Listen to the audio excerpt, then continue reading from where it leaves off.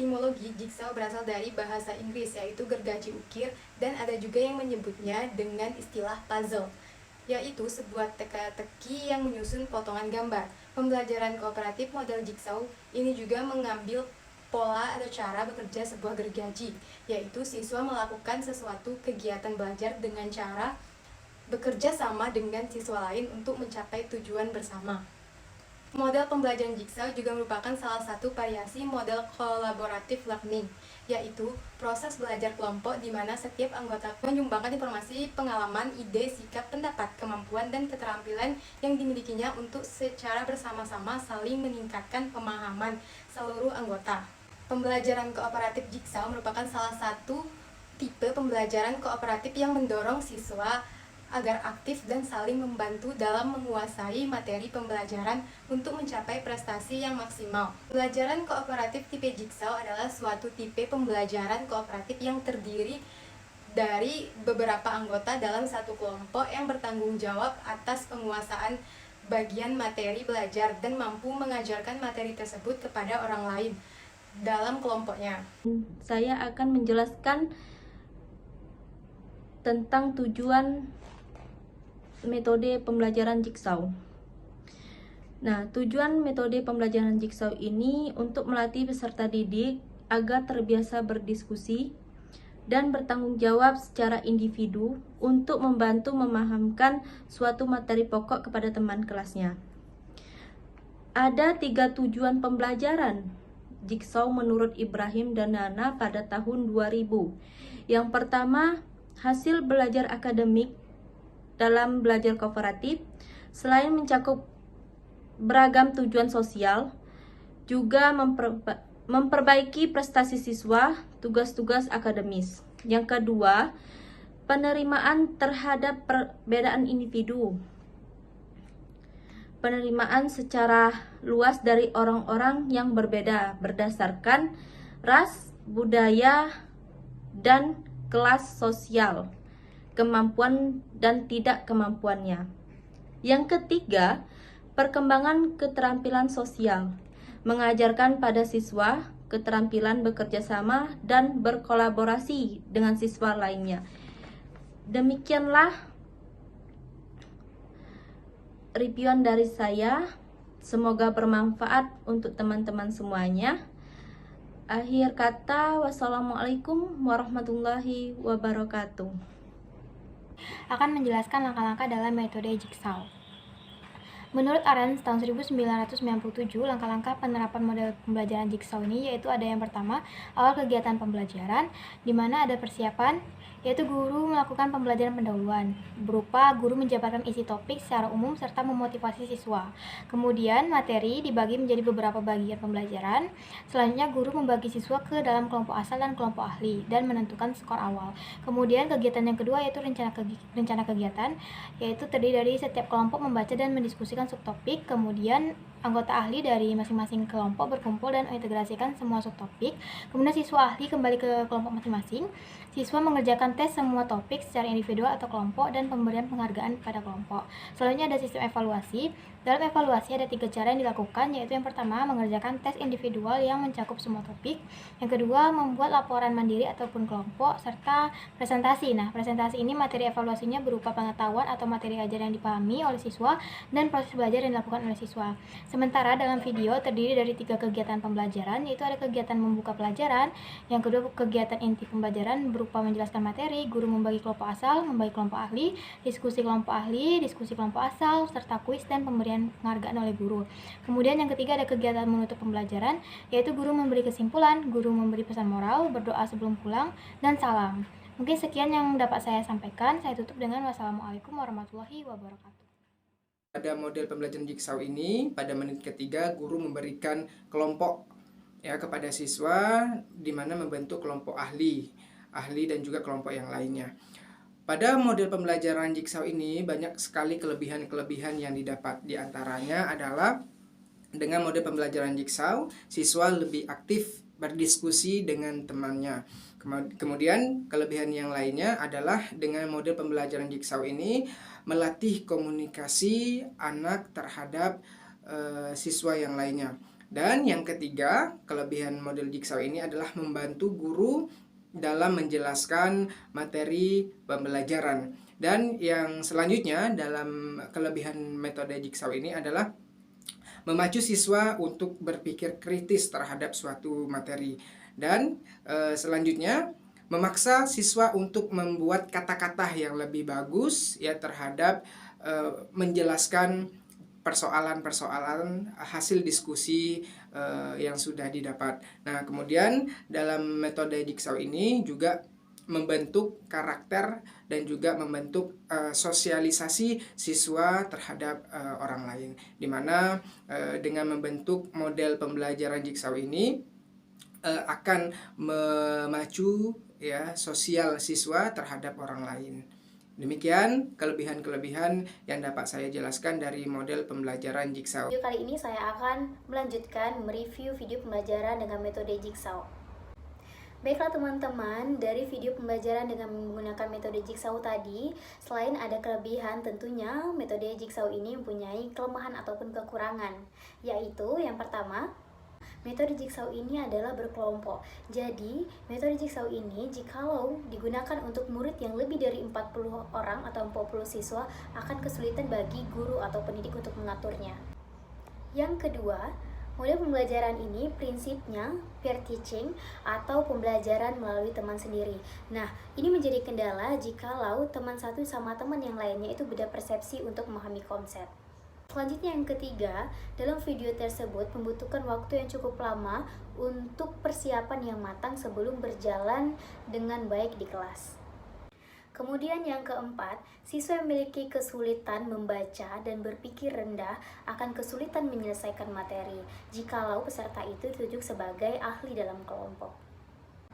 Nah, begitu pun sebaliknya, siswa yang aktif dalam berdiskusi, ia akan mendominasi diskusi dan cenderung akan mengontrol jalannya diskusi tersebut.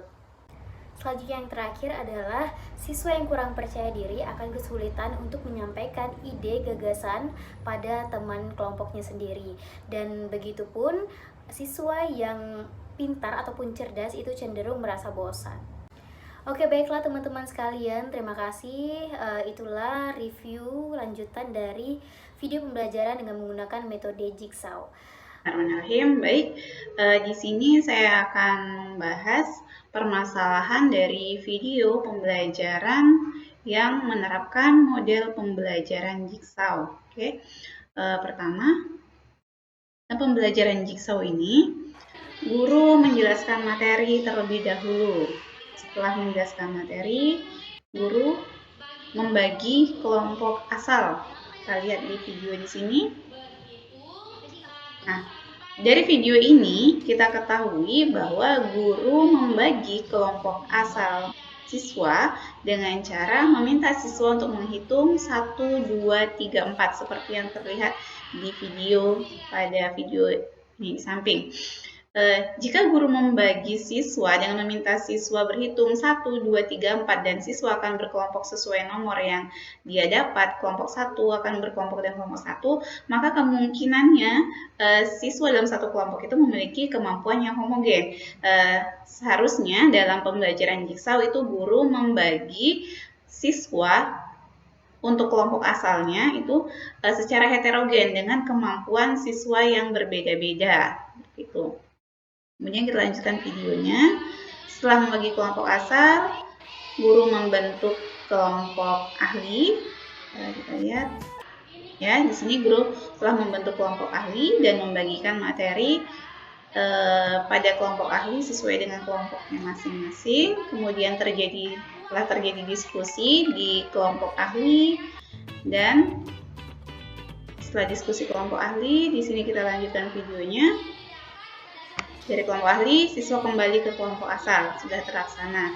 Namun, jika kita lanjutkan video ini, nah, setelah diskusi, siswa dari kelompok ahli kembali ke kelompok asal yang berdiskusi di kelompok asalnya, guru langsung melakukan kuis. Seharusnya ada dilakukan dulu diskusi kelas, tapi di dalam video ini guru belum melakukan diskusi kelas. Kenapa ada diskusi kelas? Agar guru mengetahui konsep atau materi-materi yang dipelajari siswa sudah benar, sudah tepat, atau masih ada kesalahan. Dan ketika diskusi guru menemukan adanya kesalahan konsep atau materi yang salah, maka disitulah ruang bagi guru, waktu bagi guru untuk membenarkan konsep atau materi yang dipelajari siswa, agar apa yang dipelajari siswa pada hari itu, siswa memiliki pemahaman yang sama. Nah, itulah tadi permasalahan-permasalahan yang saya temukan dari video pembelajaran Jigsaw ini.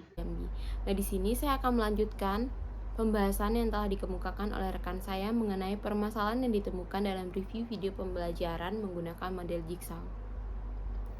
Nah, dalam video dapat kita lihat bahwa guru membagikan kelompok dengan cara berhitung. Sedangkan dalam pembelajaran menggunakan model Jigsaw, kelompok yang dibentuk haruslah kelompok yang heterogen. Sehingga guru haruslah mengetahui bagaimana langkah menyusun kelompok yang baik. Nah, untuk membagikan kelompok, guru harus melihat kriteria siswanya terlebih dahulu. Karena siswa itu ada yang dominan, ada siswa yang terkesan lambat, ada siswa yang pintar tapi mudah bosan, dan ada juga siswa yang senang berkompetisi. Nah, kelompok yang dibentuk haruslah kelompok yang heterogen dalam model pembelajaran Jigsaw.